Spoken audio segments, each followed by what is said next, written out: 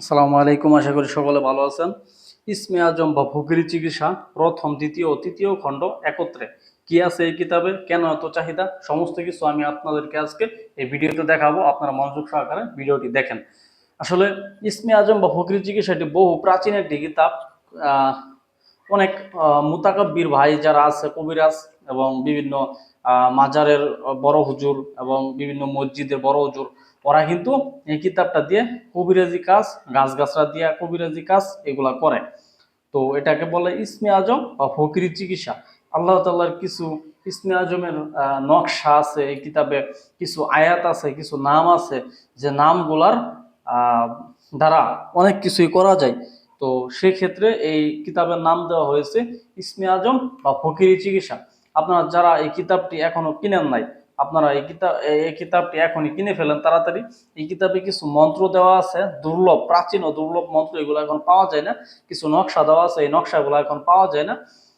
এটি বহু প্রাচীন একটি কিতাব।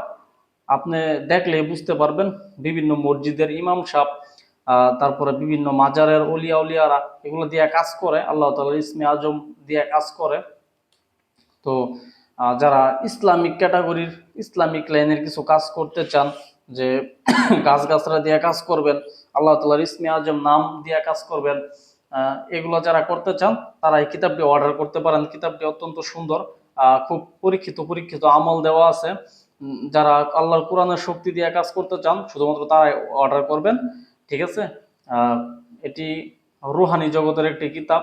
যারা আল্লাহ তাআলাকে বিশ্বাস করে, আল্লাহ তাআলার ইবাদত করে, নামাজ পড়ে 5 ওয়াক্ত, শুধুমাত্র তারাই এগুলা দিয়া কাজ করে 100 সফল, 100% গ্যারান্টি সফল হতে পারবে, ঠিক আছে। তাই আপনারা যারা কোরআনের আয়াত দিয়ে কাজ করতে চান তারা এই কিতাবটি অর্ডার করতে পারেন। এই কিতাবটির নাম হচ্ছে ইসমে আজম বা ফকিরি চিকিৎসা।